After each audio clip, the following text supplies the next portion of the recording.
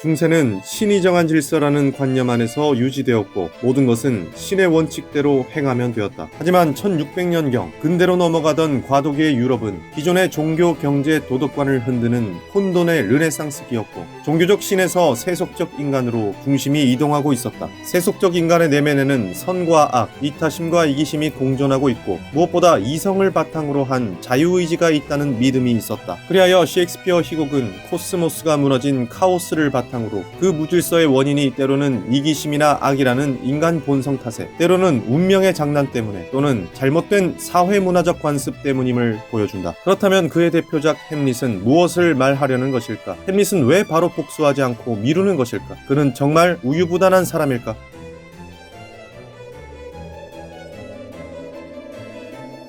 햄릿은 덴마크 엘시노어 궁의 혼돈의 상황에서 시작한다. 강력한 군주였던 아버지 왕이 의문사하자 삼촌인 클로디어스가 왕이 되어 그의 형수인 거트루드와 결혼한다. 독일에서 유학하다 급히 귀국한 대학생 햄릿은 어처구니가 없다. 어머니는 왜 추모가 충분하기 전에 재혼한 걸까? 그것도 하필 삼촌이랑. 혹시 환승결혼인가? 햄릿은 삼촌이 자신을 아들로 생각한다는 말이 너무 듣기 싫다. 벌써 상복을 벗는 이들과 달리 햄릿은 검은 옷을 더욱 추스린다. 어머니 같은 분이 어찌 삼촌과 결혼을 하다니. 약한 자여, 그 이름은 여자로다. 이성의 분별력이 없는 짐승이라도 더 오래 슬퍼했을 거다. 한 달도 못 돼 결혼을 하다니. 삼촌의 잠자리로는 가지 마세요. 정절이 있는 척이라도 해요. 습관이라는 타고난 성격도 바꿀 수 있으니 악함도 극복할 수 있어요. 햄릿은 어머니가 욕정에 굴복했다며 비난하고 나아가 여성 혐오에 도달한다. 그리고 그 불똥은 썸녀인 오피리어에게도 향한다. 오피리어에게 결혼 따윈 하지 말라고, 세상에 또 다른 악당을 더 낳지 말라고 하는 화난 모습. 햄릿은 크게 상처받았다. 한데 일막 끝에서 불가사의한 선왕의 유령이 햄릿 앞에 나타나 진실을 알려준다. 자신은 친동생 클로디어스에게 독살당했으니 그에게 복수해달라는 것이다. 청천벽력, 분노와 울분에 찬 햄릿은 유령에게 복수를 맹세하고 이때부터 미친 척 가장하며 살해 단서를 찾을 계획을 꾸민다. 이때 햄릿이 미친 척하는 의도가 중요한데 그것은 가식적인 세상에 맞서는 하나의 유희적 공격이자 방어다. 정치꾼 폴로니오스는 프랑스로 유학 가는 아들에게 몰래 염탐꾼을 붙이고 딸에게는 햄릿을 절대 믿지 말라고 하면서도 햄릿이 하는 말을 보고하라 시키고 클로디어스는 햄릿을 아들로 생각한다면서 그에게 스파이를 붙인다. 햄릿은 이 세상을 이런 가식적인 인간들에게 점령당한 감옥이라고 말한다. 이런 감시 속에서 햄릿은 뼈 있는 미친 말을 유희적으로 쏟아낸다. 미친 자에겐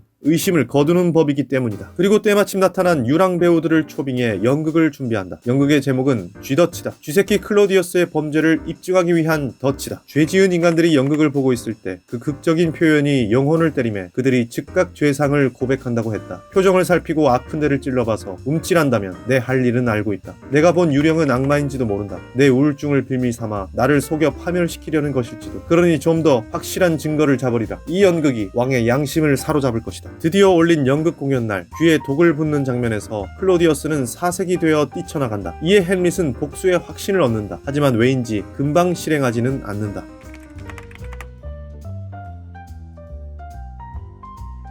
햄릿은 지식인이다. 당시 독일 유학파라는 설정은 근대 철학의 발상지에서 선진적인 공부를 하던 엘리트라는 뜻이다. 정치, 군사, 학문 모든 면에서 탁월한 르네상스 시대의 이상적인 인간이다. 그는 항상 생각하고 의심하면서 존재한다. 그렇기에 그는 겉으로는 멀쩡해 보이는 궁정에서 이면의 비열함이라는 무질서를 통찰한다. 살아야 하나 죽어야 하나, 이것이 문제다. 가혹한 운명의 화살을 참고 견뎌야 할까? 환난의 조수를 두 손으로 맞서 싸워야 할까? 햄릿은 인간 실존과 자살에 대해 생각하는 사람이다. 궁지에 몰려 고통받는 이미지를 전쟁이나 바다와 연결하면서 그의 문제는 보편적인 차원으로 확장된다. 햄릿은 죽음이 끝이 아닐 것이라며 죽음의 이후 초월적 힘이 뒤섞인 복잡한 무언가가 있을 것을 두려워한다. 누구나 고통을 겪는 것이 인생이고 때때로 안식을 위해 자살을 생각한다. 그런데 그는 종교의 명령 때문에 자살을 못하는 것이 아니라 자신의 이성으로 성찰하고 자유의지로서 죽음을 바라본다. 그렇기에 독백에서 시적 운문체를 사용하는 것은 효과적인 전략이다. 타락한 현실에 대한 혼돈, 존재의 불가사의함을 다양한 시적 상징과 결부한다면 인간 보편의 문제로 고양할 수 있는 것이다. 대화나 산문체에서는 눈에 보이는 세속적인 내용을 담다가 운문체에서는 초월적인 차원의 시적 이미지를 드러내며 이 세상이 얼마나 모순적이고 이중적인 것들로 뒤섞여 있는가를 보여주는 것이다. 이것이 셰익스피어가 성취한 언어이고 세계가 그를 그토록 추앙하는 이유다. 그리고 4시간이라는 원작의 러닝타임, 왜 그렇게 길어야 했을까? 거대하고 크고 복잡한 문제를 분석하려는 과정의 인간을 보여주기 위함이었다. 작가는 복수 플롯을 내세우면서 동시에 삶의 고통, 허무함, 가족, 친구, 국가, 운명의 의미를 찾는다. 햄릿은 확실한 근거를 찾으려 하고 그렇기에 번뇌하면서 주저할 수밖에 없다. 연극으로 확증을 얻었음에도 혼자 기도 중인 왕을 죽이려다가 참는다. 참회 중에 죽으면 천국으로 갈지도 모르므로 더 확실한 복수를 위해 기다리겠다는 것이다. 다음 씬에서 어머니를 신랄하게 질타하던 햄릿은 엉뚱하게 엿듣고 있던 자를 충동적으로 죽인다. 죽이고 보니 썸녀의 아버지인 폴로니우스다. 답답함과 광증으로 이성의 힘이 잠시 풀리자 바로 이런 사단이 일어난다. 그리고 이 사건을 덮는다는 명분으로 왕은 햄릿을 영국으로 보내고 이때 햄릿은 왠지 순순히 승선함으로써 복수는 또 지연된다.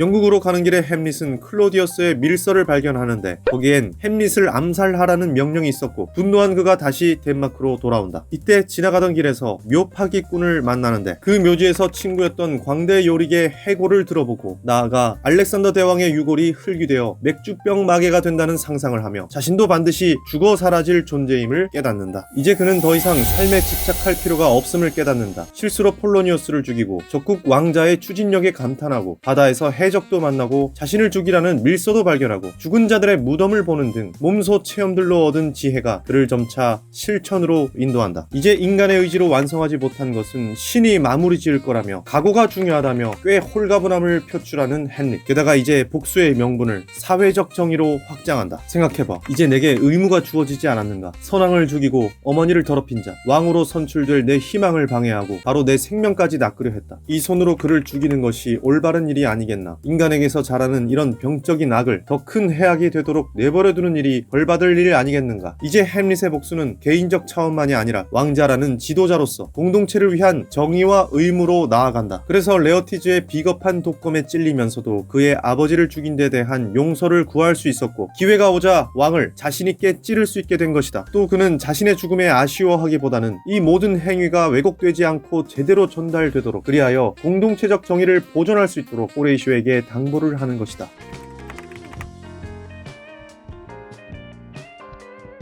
햄릿은 다른 작품보다 이해하기 어렵다. 어떤 이는 대체 왜 저렇게 주저하는지 이해하지 못하고 말이 너무 많은 진행에 지루해하고 또는 정신분석에 집중해 오이디푸스 컴플렉스를 끌어온다. 한편으론 고전은 원래 지루하고 어려운 것이라는 선입견으로 교양을 떨기도 한다. 하지만 앞서 얘기한 많은 말 중에서 딱 하나만 기억해야 한다면 비극의 본성이란 거대한 뭔가에 도전하는 인간에게서 영웅적인 순간을 비추는 데 있다는 것이다. 햄릿은 이 무질서하고 복잡한 카오스의 세계에서 유일하게 의무를 품고 싸우고 부딪히는 인간이다. 그렇기에 그 대가로 자신을 포함한 수많은 죽음들을 겪어야 했다. 인간 본성에는 비열함도 있지만 위대한 자질도 있다. 인류의 역사는 질서와 무질서의 충돌과 반복으로 진보해왔고 그 중심에는 언제나 한 줌의 빛 같은 존재들이 있었다. 앞으로는 햄릿을 볼 때 그의 외면을 보기보다 대체 그는 이 세상에 무엇과 싸우고 있는 것일까를 생각하며 만나보자. 그러면 오늘날의 세계와 나를 동시에 비춰줄 것이다.